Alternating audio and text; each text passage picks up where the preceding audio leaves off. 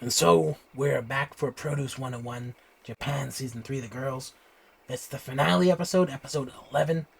And so this show, it was actually about 48 hours and 17 minutes late. And that's because they decided to change the broadcast date. I'm thinking they didn't even stream the episode normally. They only showed the finale at some random date. And then they had to delay when the English version came out. And so here we are, last episode. None of the performances seem to really matter as far as me judging them. It just seems like it's just a last ditch effort for people to, I guess, vote after seeing them. But here we are at the end, and all the previous contestants are there, and they kind of look, when they're sitting in the seats there, they all look kind of bored or depressed. Like the ones that are not yet, the ones that are not in the top 20.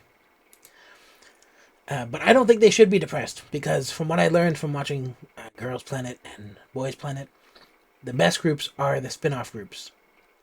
And so for these M Night style shows, you shouldn't really rely on making it just in the top 11, 7, or whatever it's going to be, 9. In this case, it's top 11. And so Kimura Kayla announces the group's name, which is Mii.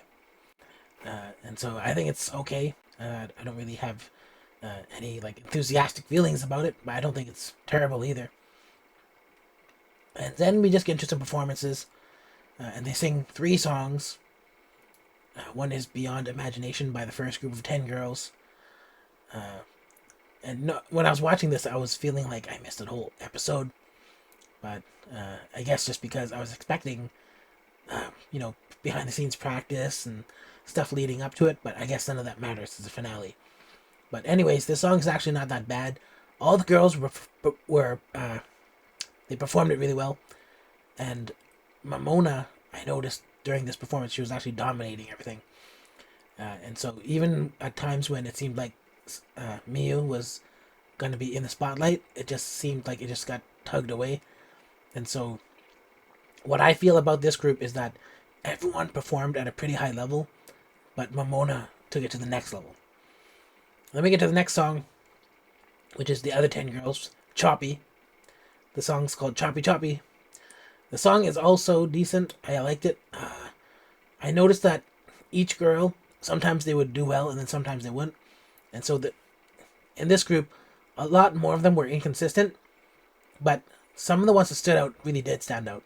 And so I guess this group had more lows and some highs, whereas the other group was kind of slightly above the average, with one Mamona basically outperforming. And so if I was to judge both groups, I would give it to the first group just because pretty much everyone kept at a high level performance. It was stable and they had a strong center, which is what Mamona is supposed to be doing at this point. The second team, like I said, everyone performed between average to good, and some had a few down moments or kind of like moments where they weren't really giving it their all. But then some, kind of like Kato Kokoro, sometimes she did poorly, sometimes she did well, and really it was just about she had her moments where she was better than some people in the first team, but then sometimes was low energy, kind of like that's the way I feel about it.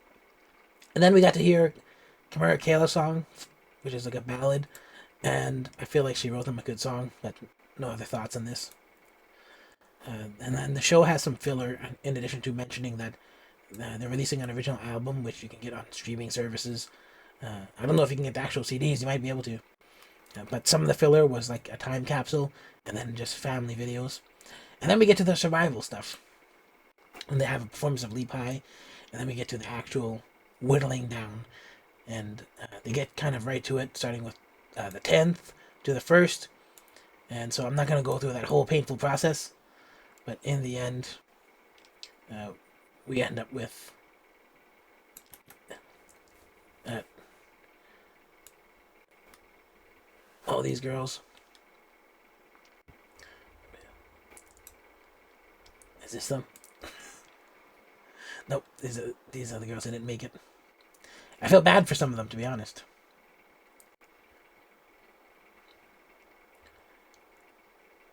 All right, so obviously Kazuhara Momona comes in at first place, and she has 1.2 million votes, which is it's double, pretty much, double, more than any other contestant. And so at 1.2 million at first place, second place 700k, right? And then around the sixth place is when you start getting the people under 600k. But even up until the 11th place is 552k. And so pretty much everyone from 11th to second place has a pretty even distribution, and then except for Momona, who just has like just double all of them. And so when I'm looking at this lineup, besides the fact that I thought the pyramid was like huge, when I look at this actual lineup, I feel like it's 90% the way there. And so if I'm looking at all of them, what happened with this top 11 out of the 20 that we had, it's 90% the best case scenario. The best case scenario, actually, for this group. I'm not going to say, this is beyond the time being negative. I'm not going to say why I think it's only 90%, not 100%. But so far, I feel like this is a pretty good outcome based on the trainees we had. And, except for, I think, so all these girls were pretty much already in the top 11 based on the previous ranking, except for Suzu, who came all the way from rank 14. And so for the most part, the top 11 was unmolested. And then Aita Rin was the one knocked out of 9th place. And then Suzu took her place. But Suzu was typically in the top 9 up until Rin came down from 26th. Or not 26th. No, she was actually in the top 10 before. Other people, like Shizuku came down from the 20th to the top 10 in the last week rank. But yeah, I feel like this is probably the best case scenario. I say it's 90% there. Not to blame anyone in particular, but more just that the top 11 pretty much bounced between the top, I guess, what was it, top 12 anyways. And so there's just no way to really say concretely who was meant to be in that top 11, except for who ended up becoming top 11 in the final. Another thing I'll say is that Kato Kokoro, I wasn't sure if she was going to make it. I was actually worried up until the end. And I feel like she finally beat the Cherry Bullet curse, because no one in Cherry Bullet ever wins these survival shows. And ever since I started watching these survival shows, it's had Cherry Bullet in them. And so that's kind of like an interesting thing. But she was kind of like not right for Cherry Bullet a long time ago, I guess. And so she was no longer in it. And I guess that was the best thing she ever did, was that getting out of that group, which is cursed. And now she's out of it. And so that's pretty much it. This is Miai. And they didn't perform or do anything at the very end. And apparently we won't see anything from them until, I guess, March. I really like Kimura Kayla's pantsuit, by the way. It looks like something oversized. Like, have you ever seen Tom Hanks' movie called Big, where he's like a 12-year-old who becomes, because of a fortune-telling machine, he has a wish come true where he becomes a big person, and then he becomes Tom Hanks, and at the end of the movie he reverts to a child, and he's wearing the same suit, so it's like oversized. That's what it reminds me of. But that's pretty much it. Nothing else to really add to this. My pre-ranked top 11 from just watching the 1-minute intros and the Leap High fan cams. From that top 11, 3 survived into the top 11. That's Kato Kokoro, Sakurai Miyu, and Shimizu Keiko. And Shimizu Keiko, I was kind of unsure about, because, I was just kind of like taken aback by, I didn't know she had the personality she had, and it rubbed me the wrong way in the beginning, but over time I kind of started to get it. But basically, I think the biggest takeaway for most of these girls is that it all comes down to kind of enthusiastic confidence or enthusiasm for the craft, because uh, something I've already mentioned this already, but really, if you're afraid to perform and you're afraid to go for that high note, afraid to do the move, afraid to have the look, afraid to try, unsure, then that's your biggest enemy. Like, even trying to sing without just like not caring is like just, it's like kryptonite. And so that's what I looked for in my pre-ranked top 11. I was looking for something called sincerity. Someone's true to themselves, which means they don't have to pretend, and they're stable because they're just being themselves and confident. But I mean, only 11 survived, so what does that mean? It doesn't mean anything. It just means that I'm either going to read them properly or I'm not. But people are differently. Some people, they rally at the very beginning and they lose confidence over time, which happened to a lot of my top 11. And then some are people who had no confidence in the beginning, but as soon as like a threat becomes very real, they get down to the nitty gritty and clench their fists and actually start fighting for it, right? And then something is that some of these girls in my, like actually all, I think all of the girls, my three in the top 11 right now, they were not totally confident the whole time either. They had like kind of crises, uh, mental crises at some point, each and every one of them. And so I can't really think of anyone except for Mamona, who was 100% confident the whole time. And so I feel like it's right that she's leader. Another thing is that when it was in the bottom two, not the bottom two, but top two technically, with her and Renan, I feel like it was really important for Mamona to win the first one, the first place. It's just something about it, like maybe she wouldn't have been fully happy if she didn't win, and she was also under a lot of pressure as well. But I feel like in the end, everything worked out well. And I guess that's pretty much it. I don't really have anything else to add. So, final thoughts on Produce 101. This is my first Produce 101. I only seen Boys Planet, Girls Planet up until now.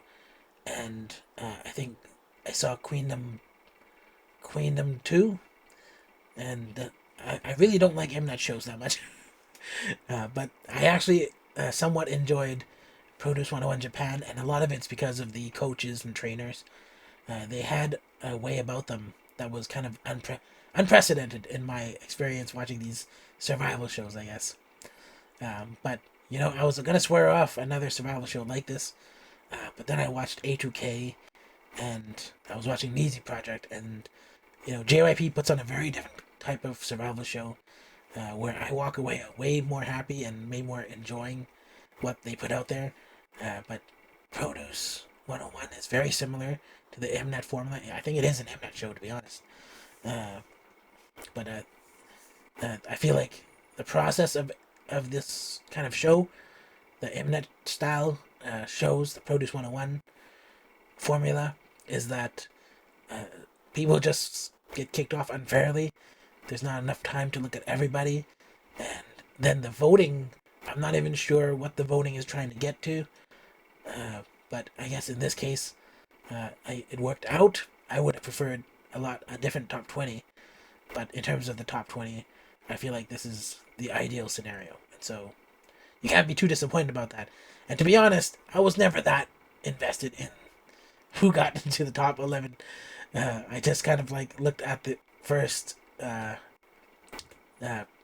minute intros in the fan cam for Lee Pai, and I was just like, okay, this is top 11 based on sincerity. But I was never that invested in it.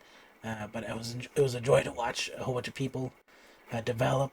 The only one I would say was really kind of, I would say, what's her name? Was it Kagura? Let me double check this.